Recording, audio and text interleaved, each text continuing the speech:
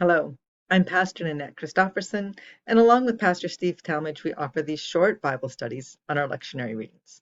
This week we find ourselves in the fourth week of Lent, and our Old Testament reading comes from Joshua 5, 9 through 12. So let's begin with a little background information on Joshua.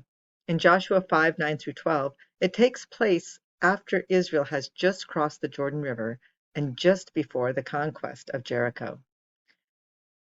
In verses 2 through 9, previous to our reading today, the generation born in the wilderness had not been circumcised, and so this act renewed the covenant with Abraham. This was an important act for them to do. One, it united them as a tribe, it marked them as Israelites, and it was something that hadn't been done while in the wilderness. And I'm not quite sure why, but maybe it was saved for just this particular day, this time, this moment, so that they could be unified as one. In verse 9, the Lord said to Joshua, "Today I have rolled away from you the disgrace of Egypt." And so that place is called Gilgal to this day. Why do you think circumcision would be so important to the Israelites? Well, let's read on and find out.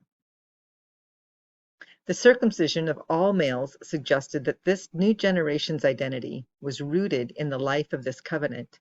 They were not second-class citizens or replacements of a former generation. They were, in fact, the people of God being prepared to be full recipients of the covenantal blessings and full recipients of the land flowing with milk and honey that had been promised to their ancestors. And as the title of this slide suggests, it's time for a new identity. Dennis Tucker Jr. writes this: "The act of circumcising itself takes on an added meaning in Joshua 5. At Gilgal, the Lord announces, 'Today I have rolled away from you the disgrace of Egypt.' The familiar 'today' of Deuteronomy is intoned again in Joshua. On this day, circumcision opens up a new future for the people. They are released from the disgrace of Egypt. Such disgrace is not a reference to slavery or oppression in Egypt, as some suggest, but clearly a reference to the disobedience of those who came up out of Egypt. The act of disobedience of the former generation that disqualified them from entry into the land is met in Joshua 5 with an act of obedience by the present generation, thereby releasing them from the disgrace of the older generation and signaling their preparation for Passover as well as entry into the land." And so not only was circumcision reinstated as part of their identity, but it brings extra meaning because their disgrace now has been rolled away. As we continue on in Joshua 5 through 10, we read, "While the Israelites were encamped in Gilgal, they kept the Passover in the evening, on the 14th day of the month in the plains of Jericho. On the day after the Passover, on that very day, they ate the produce of the land, unleavened cakes and parched grain. The manna ceased on that day, and they ate the produce of the land, and the Israelites no longer had manna. They ate the crops of the land of Canaan that year." So for 40 years, God provided manna in the wilderness.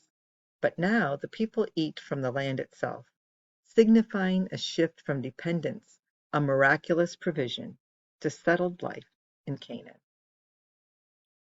As we take a look at this passage, Passover is not the major focus. The emphasis in this passage has shifted from Egypt to the land of Canaan. On the day after Passover, they ate from the produce of the land. Not only had the disgrace of Egypt been rolled back at Gilgal, but the scarcity of food had been replaced with a productive land that would satisfy the people. The new generation will no longer be a people of the wilderness forced to live off of divine provision, but now will be a people of the land, ably supplied by their inheritance. Celebrating Passover reinforces their identity as a redeemed people of God. Historically, the entry into Canaan raises questions about how Israel came to inhabit the land. Some scholars present these models. The conquest model, traditional view based on Joshua, a rapid military takeover. Some say a peaceful infiltration model, a gradual settlement among existing peoples. And some scholars might say a peasant revolt model, where some Israelites may have been lower class Canaanites who joined the Yahwistic movement. Archaeological evidence suggests a more complex picture, with some cities showing destruction layers, while others do not. Now, as we look at this reading that we had today, we might ask, what is the connection to Luke 15:11-32 to the lost son? In both Joshua and Luke 15, the theme of wandering is paramount. The nation wanders in the wilderness, abounding in disobedience. The youngest son wanders in a different sort of wilderness, nevertheless lost in grace. In both stories, the wanderers make their way back home out of the wilderness. But in both stories, neither the nation nor the youngest son is able to shake the disgrace that has resulted from disobedience and wandering. It is only the pronouncement by the other, God, in Joshua 5, and the Father in Luke 15, that redeems them from their past. So let's take a look at a couple of questions here.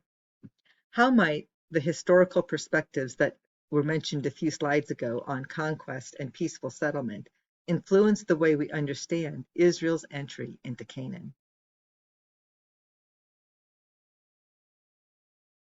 It's always a difficult time to totally understand the complexity of the culture of that day. And I appreciate some different perspectives, that it wasn't just a total conquest of going in and just wiping it out, and that there may have been some opportunities or times when it was more like a peaceful settlement, or, as was mentioned earlier, a peasant revolt as well. I think it helps to understand that we don't know exactly how each of these situations occurred. We have an idea, but we don't know the complexity and the layers of it. And to hold that in mind when we're trying to understand some of these historical perspectives that happened 3,000 years ago or longer, and the difficulty in trying to record any group of people moving into another land. So I just think that it's something to think about and to be aware of the many different layers that are there. That if we put our perspective just on one possible way, that we would be missing the point. In verse 9, it speaks of God removing the disgrace of Egypt from the Israelites. What do you think this means? How does it relate to their identity as God's people? I think as God provides to them this promised land, their disgrace is erased, and through circumcision, they have now this new identity that shows whose they are and who they belong to.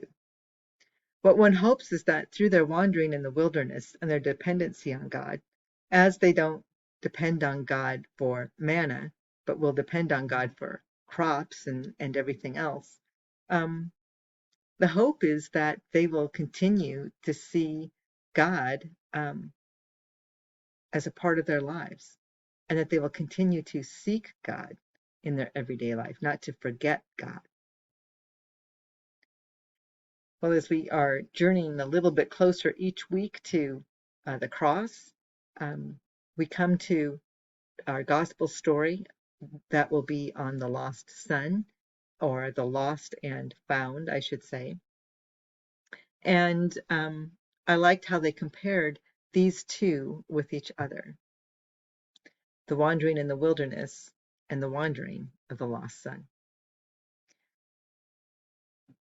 I hope you have some time to reread this passage and to think about some of these questions as you go in your week. So blessings on your journey this week and your time of pondering and reflection as you reflect upon God and his activity in your life. Have a blessed day.